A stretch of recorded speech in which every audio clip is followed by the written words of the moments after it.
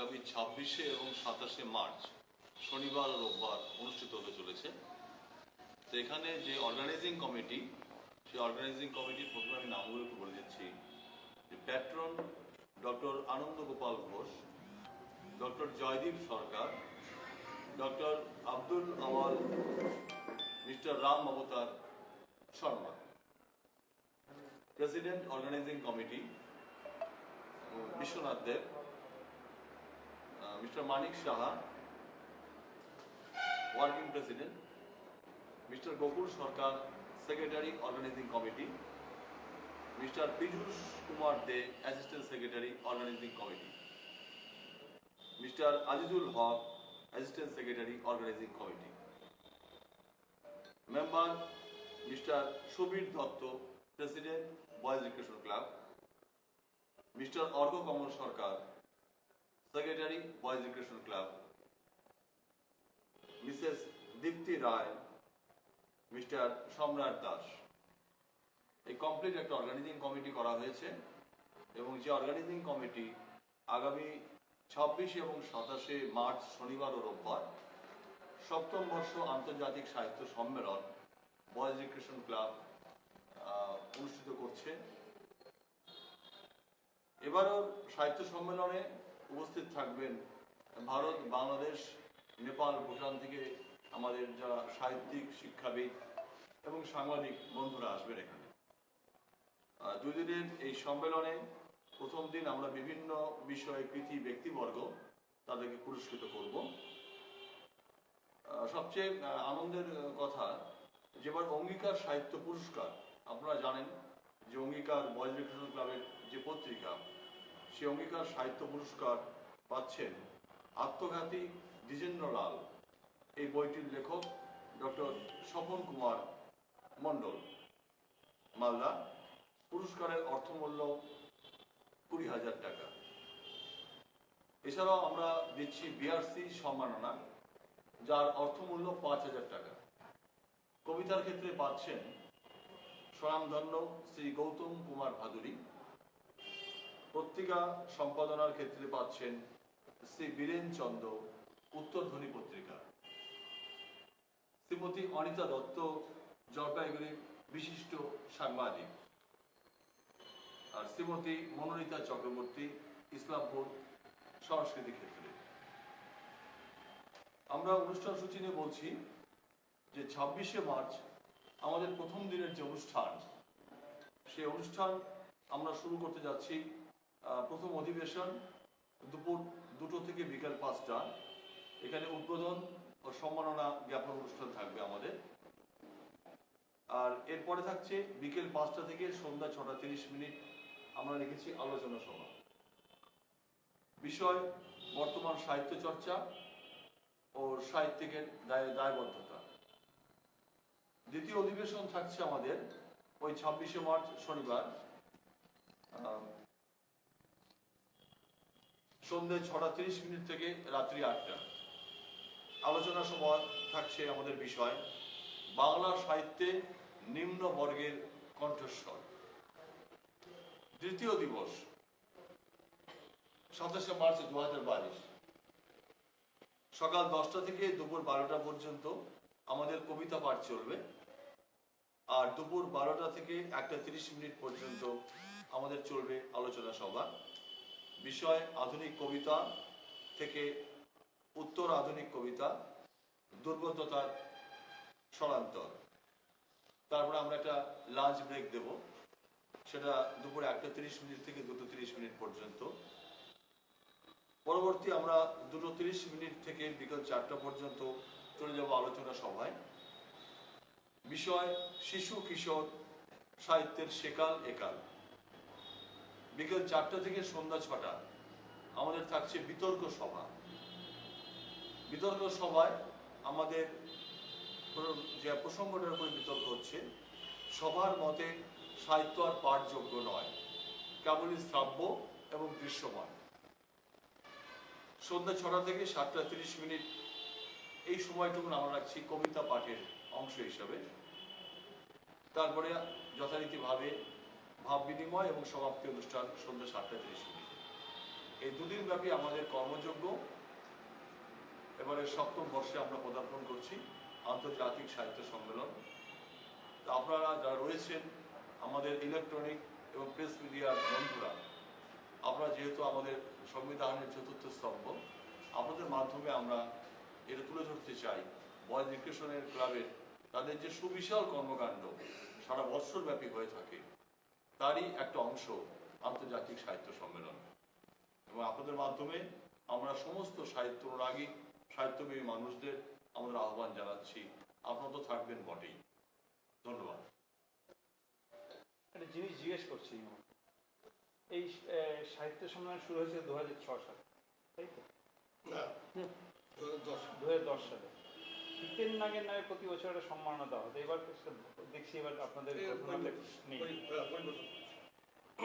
হঠাৎ করে সেই নামটা বাদ যাওয়ার হঠাৎ করে বয়েজ রিক্রিয়েশন ক্লাবের ইতিহাস ঘাটতে দেখা যাবে যে তারা কিছুদিন পর পর তাদের প্রোগ্রামগুলো পরিবর্তন করে, এটা তারই অঙ্গ। কিন্তু যেটা শোনা যাচ্ছিল যে এই নাগ পরিবার, এই পরিবার থেকে তারই হাত দিয়ে এই ক্লাব প্রতিষ্ঠা হয়েছে। তারপর থেকে 2006 বা 2010-এ যখন চালু হলো, তার নামেই এই সম্মেলনটা হতো। এটা ভুল তথ্য। হিতেন নাগ প্রথম প্রেসিডেন্ট নয়, আমি গোকুল সেনরা হচ্ছে প্রথম সেক্রেটারি। 72 সনের পরে হিতেন নাগ এই ক্লাবের প্রতিষ্ঠা মানে সভাপতি হয়। তার থেকে প্রমাণ হয় না যে উনি গড়ে তুলেছেন, উনি সভাপতিত্ব করেছেন, আমরা সম্মান দিয়ে ওনাকে রেখেছিলাম এবং জীবনের শেষ দিন পর্যন্ত উনি সভাপতি ছিলেন।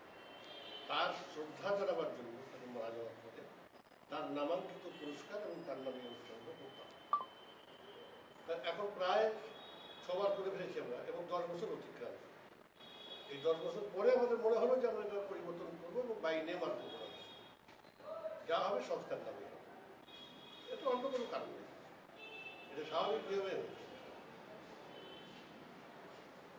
আচ্ছা, বাংলাদেশ থেকে কি কোনো কবি সাহিত্যিক আসছে? এ পর্যন্ত আমরা কনফার্ম করিনি, তো মৌখিকভাবে যেটা কথা হয়েছে সেটা হচ্ছে ইমদাদুল হক মিলন, বাংলাদেশের খুব পপুলার সাহিত্যিক, অত্যন্ত জনপ্রিয় তিনি। তার সাথে মৌখিক আমাদের কথা হয়েছে এবং উনি রাজি হয়েছেন আসবেন। আর কলকাতা থেকে এ পর্যন্ত কথা হয়ে আছে আমাদের রতন তনু ঘাটি, বিশিষ্ট ছড়াকার।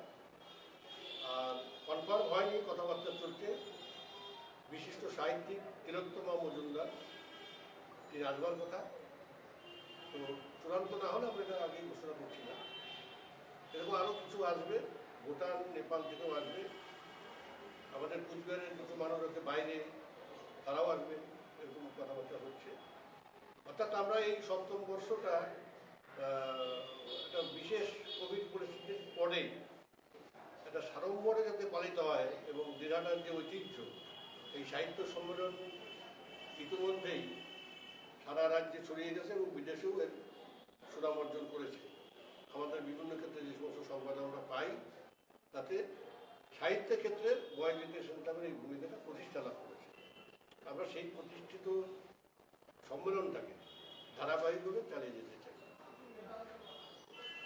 এই প্রজন্মের যারা সাহিত্য চর্চা করছে তাদের কিভাবে আহ্বান জানাবেন আপনাদের এই সাহিত্য সম্মেলনে? আহ্বান ওইভাবে নয়, তাদের কাছে আমন্ত্রণপত্র যাবে বা কেউ স্বতঃস্ফূর্তভাবে যদি আমাদের কনফার্মেশন করে যে এই সম্মেলনে আমি উপস্থিত থাকতে চাই, তাহলে সবাই স্বাগত। এখানে কোনো বাড়ি নবাগতই হোক আর কোনোই হোক, আলাদা করে মানে এই প্ল্যাটফর্মটা এক কথা সবার জন্য। আমরা আহ্বান জানাবো, তারা সারা যদি দেয় নিশ্চয়ই সুস্বাগত, কোন আমাদের ক্রাইটেরিয়া। বয়েজ রিক্রিয়েশন ক্লাব আয়োজিত এই সাহিত্য সম্মেলনের পরিসর প্রতিবারই কি আসছে, ধীরে ধীরে কমে গুটিয়ে আসছে, এরকম কিছু ব্যাপার আছে? কমে পরিসরটাকে কমিয়ে নিয়ে আসা হচ্ছে কি? না, আমার কিন্তু বাড়ছে। ইতিপূর্বে শোনা যাচ্ছিল বেশ কয়েকটি দেশের নাম, বর্তমানে সেই দেশগুলোর সংখ্যা কমে আসছে কিনা সেই সেই পরিপ্রেক্ষিতে বলা হচ্ছে। এ পর্যন্ত আমাদের নেপাল, ভুটান, বাংলাদেশ এই দেশগুলোর প্রতিনিধি আসছে শুরু থেকে। আমরা চেষ্টা করেছি বিভিন্ন দেশে অফিসিয়ালি বাধার জন্য, নানান কারণে লোক আসতে পারে না। আর একটা থাকে ব্যয় সাপেক্ষ। যেরকম এবার আমাদের শ্রীলঙ্কার লেখকদের সাথে প্রাথমিকভাবে কথা হয়েছে, তাদের প্রায় একজনের খরচ করবে 1.5 লক্ষ টাকা, যেটা বয়েজ রিক্রিয়েশনটা পারমিট করতে পারবে না। সেই জন্য বাইরের দেশ থেকে মানে আরো দূরের দেশ থেকে আমরা মানে চেষ্টা করেও আমরা সফল হতে পারছি না। আগামী দিনে নিশ্চয়ই সেটা হবে এবং প্রতি আরো বাড়ছে। এবার গতবার আমাদের 4টে বিষয়ে আলোচনা ছিল, এবার আমাদের 5টা বিষয় হয়েছে।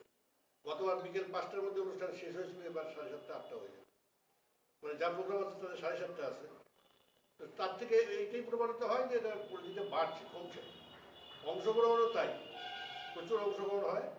এবার কী হবে আমি জানি না অগ্রিম, তবে নানা জায়গার থেকে আমাদের উত্তরবঙ্গ তো বটেই, বর্ধমান, বাঁকুড়া, পুরুলিয়া, মুর্শিদাবাদ এই সমস্ত জেলার থেকেও সারা পাচ্ছি এবং তারা অংশগ্রহণ করবেন বলে আশা করছি। আগামী দিনে এই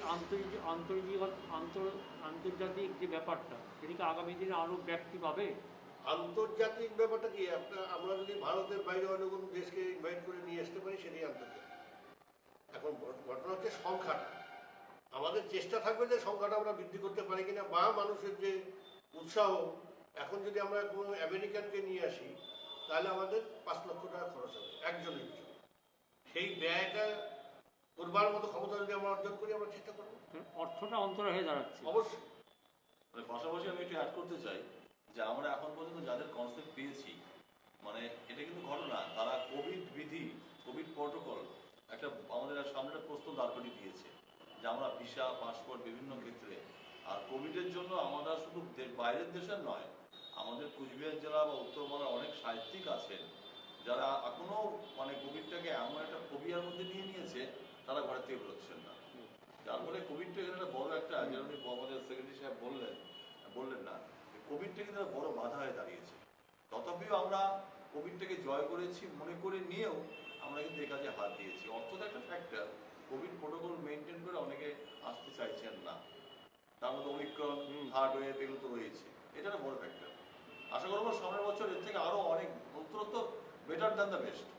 অর্গানাইজিং সেক্রেটারির কাছে আমার শেষ জিজ্ঞাসা, এই পরপর অনুষ্ঠিত হয়ে যাওয়া সাহিত্য সম্মেলন দিনহাটার সাহিত্য সমাজ, বিশেষ করে সাহিত্যপ্রেমী ছাত্রছাত্রীদের উপর কতটা প্রভাব বিস্তার করতে পেরেছে এ পর্যন্ত? এখন এটা তো ফিডব্যাকটা যদি আমরা না পাই তাহলে তো আমরা বুঝতে পারি না। কিন্তু মানে যখন এটা ক্ষোভ সৃষ্টি হয়, বিগত বছরে দেখা গেছে যে অংশগ্রহণ না করতে পারার জন্য ক্ষোভ, এবং সরাসরি সেটা আমাদের কাছে প্রকাশ করা যাতে আমরা সুযোগ পাই, তার থেকে এটা প্রমাণিত হয় যে বর্তমান প্রজন্ম প্রচণ্ডভাবে উদ্গ্রীব এবং উৎসাহিত, তার জন্য তারা সক্রিয়ভাবে অংশগ্রহণ করতে চায়। আমরা এবার চেষ্টা করবো সর্বতভাবে যার জন্য আমরা এই সব দিন তাকিয়ে আমরা সেকেন্ড ডেতে একটা সেমিনার রেখেছি বর্তমান সাহিত্যের পটভূমি নিয়ে, যে বর্তমান সাহিত্য আর পাঠযোগ্য নয়, কেবলই শ্রাব্য এবং দৃশ্যমান। এটা ঘটনা যে এখন অনেকেই আছে কিন্তু বই পড়তে চায় না। ফেসবুকে, গুগলসে, ইউটিউবে এত রেডিমেড পেয়ে যাচ্ছে, ইবুক পেয়ে যাচ্ছে, বই আর পড়তে চায় না। গতকাল আমরা এখানে আমাদের ডক্টর কনক শাহকে সম্বর্ধনা দিলাম, সেখানে একটা প্রশ্ন উঠে এসেছিল যে বই পড়া থেকে প্রজন্ম যেন সরে যাচ্ছে। উনি একটা সেন্ট্রাল লাইব্রেরি করার প্রশ্ন একটা আমরা মাথায় চিন্তা আছে যে বইয়ের পাঠক কমে যাচ্ছে, এখন চটপট পেয়ে যাচ্ছে, গুগল সার্চ করলেই সব। সেখানেও আমরা একটা বিতর্ক সভা কিন্তু রেখেছি যে এখন আর সাহিত্য কি পাঠযোগ্য না শুধুই দেখবো, সেটা সর্বসাধারণের অংশগ্রহণের আছে যোগ্যতা থাকবে কিনা? একদম থাকবে, নিশ্চয়ই। ধন্যবাদ। ত্রিপুরার সাহিত্য চর্চার একটা ঐতিহ্য রয়েছে, ত্রিপুরাকে কি আপনারা এখানে অ্যাড করার জন্য কোনো চিন্তা ভাবনা করেছেন? ত্রিপুরা হ্যাঁ, ত্রিপুরার সাহিত্য চর্চার একটা ঐতিহ্য রয়েছে ভারতবর্ষের মধ্যে, বিশেষ করে বাংলা সাহিত্য চর্চার ক্ষেত্রে। কিন্তু আপনাদের যে কর্মসূচি সেখানে দেখা যাচ্ছে না ত্রিপুরার কোনো প্রতিনিধি এখানে অংশগ্রহণ করবেন বা এই ধরনের। মানে এটা নয় যে ত্রিপুরা সাহিত্যগুলোতে আলাদা কিছু আছে, বাংলা সাহিত্য আর ত্রিপুরার প্রতিনিধি আসছে, তার রেকর্ড আমাদের আছে। এবার আনতে পারবো কিনা জানি না, কিন্তু রেকর্ড আছে যে ত্রিপুরার প্রতিনিধি কিন্তু আমাদের সম্মেলনে উপস্থিত হয়। ত্রিপুরা, আসাম তো হয়ই, বিহারও হয়েছিল। তো এবার আমরা আরো অন্যান্য রাজ্য চেষ্টা করবো যাতে হয়, আর ত্রিপুরা তো বটেই। আলোচনা চলছে আমাদের, যেহেতু হাতে সময় আছে, ফেব্রুয়ারি মার্চ মাসে আলোচনা আমরা চালিয়ে যাচ্ছি প্রতিনিয়ত। তাহলে কি 3টা দেশ থেকে আসছে আপাতত? ভারত, বাংলাদেশ, নেপাল, ভুটান, নেপাল, ভারত তো থাকছেই, হ্যাঁ। আর ভারতের মধ্যে আমাদের আসাম ত্রিপুরা এই ব্যাপারগুলো আলোচনার মধ্যে চলছে, প্রতিনিয়ত আমাদের এই নিয়ে আন্দোলন থেকে আসবে। আন্দামান থেকে আসবে।